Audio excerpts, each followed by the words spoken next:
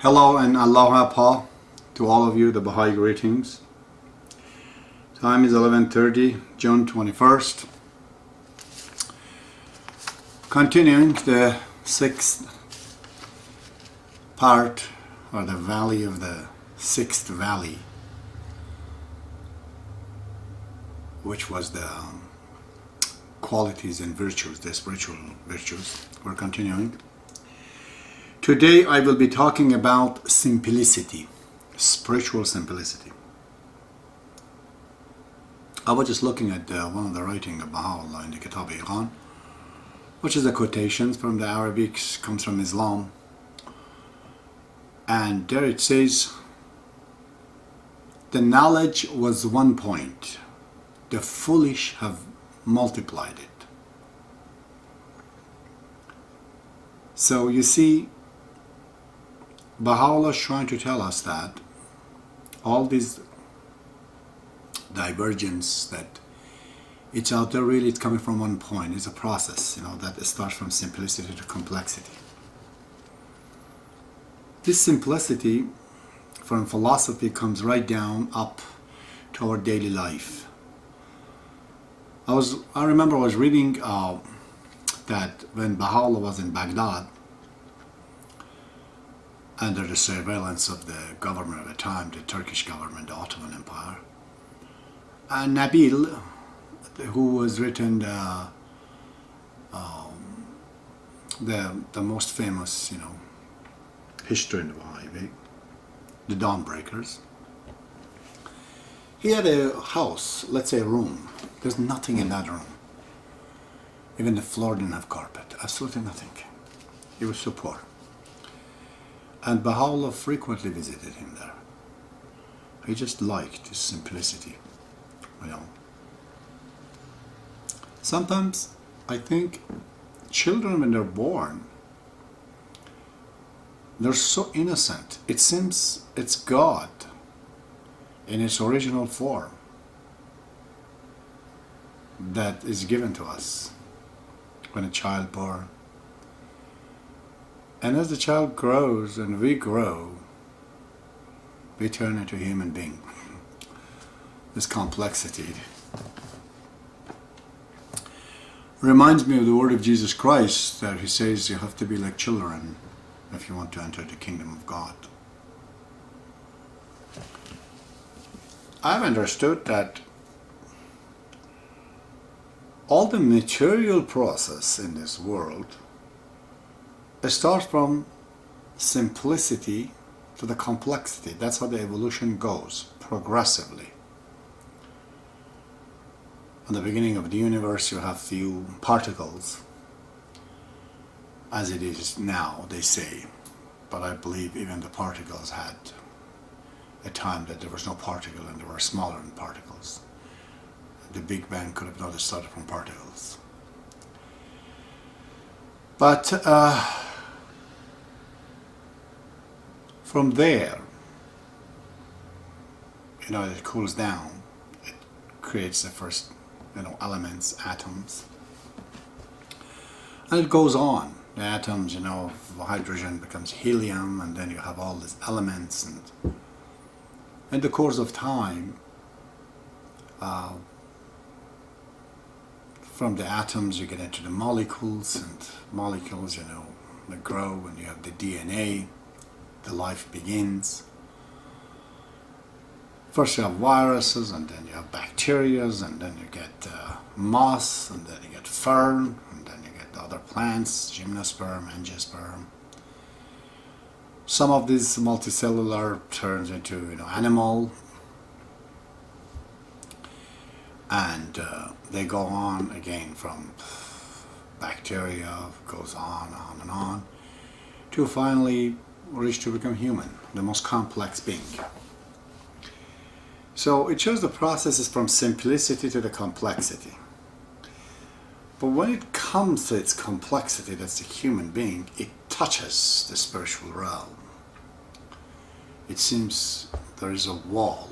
Human being is right in between this life and touches the next level of existence. However, behind the wall is not going to help him to get there.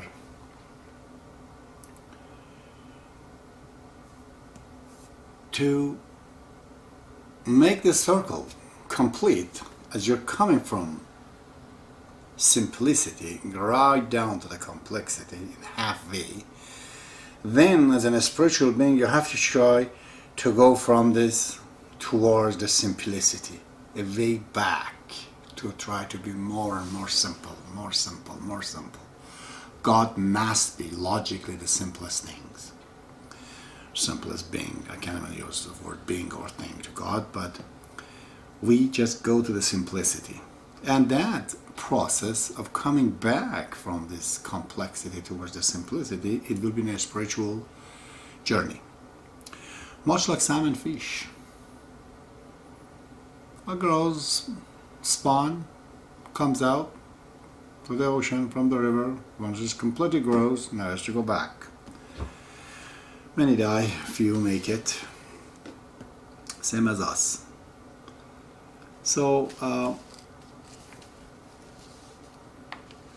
how do we get to that spiritual simplicity? Now, this was a little bit of philosophy behind it.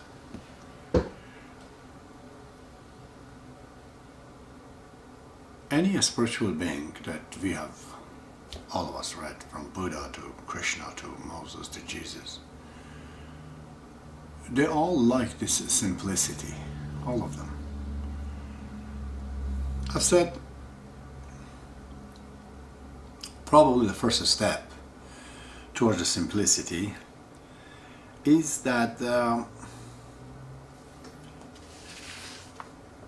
is the number of the things that we own. It's too many numbers of shoes and things in the house, we own.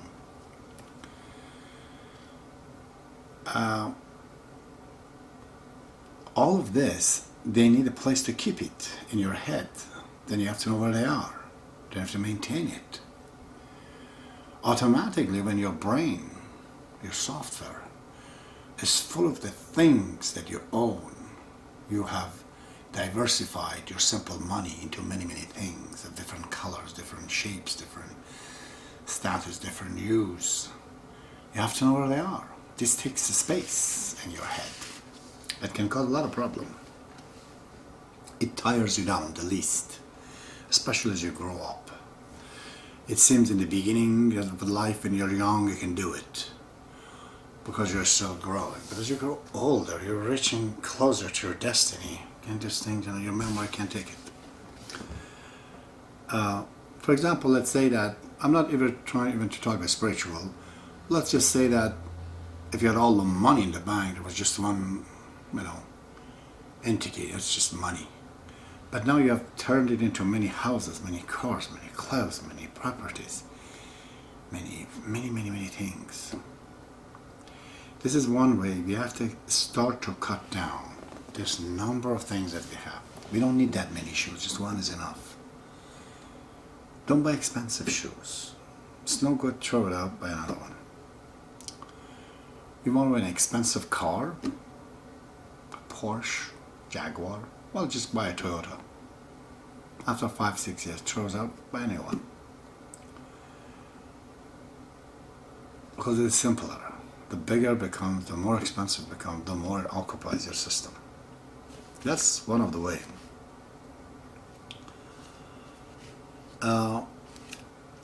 We have to also start to change our lifestyle,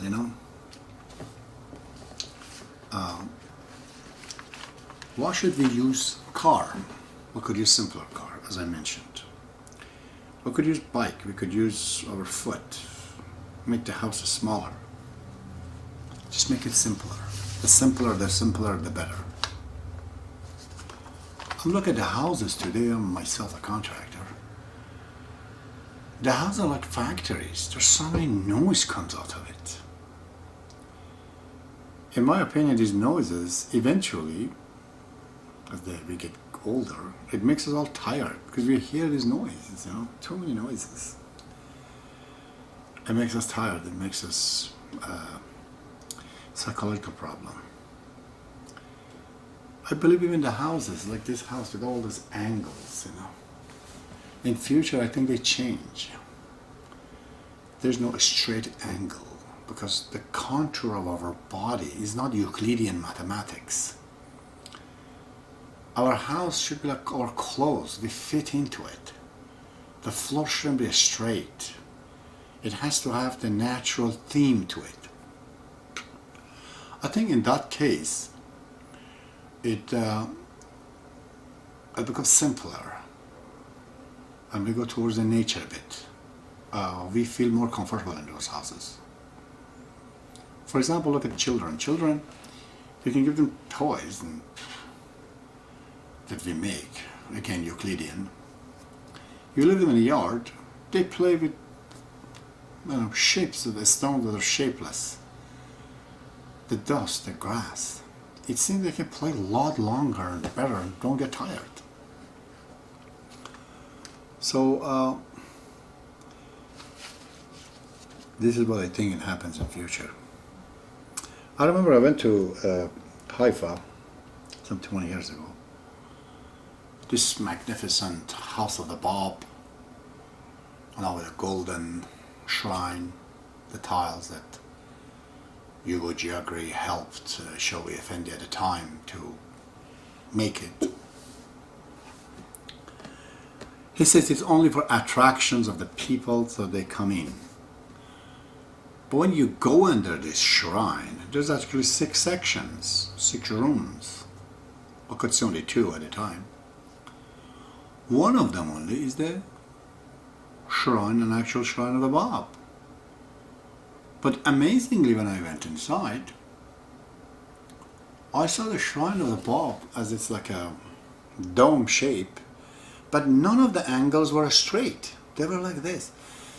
Totally, it seems like an amateur has done the job.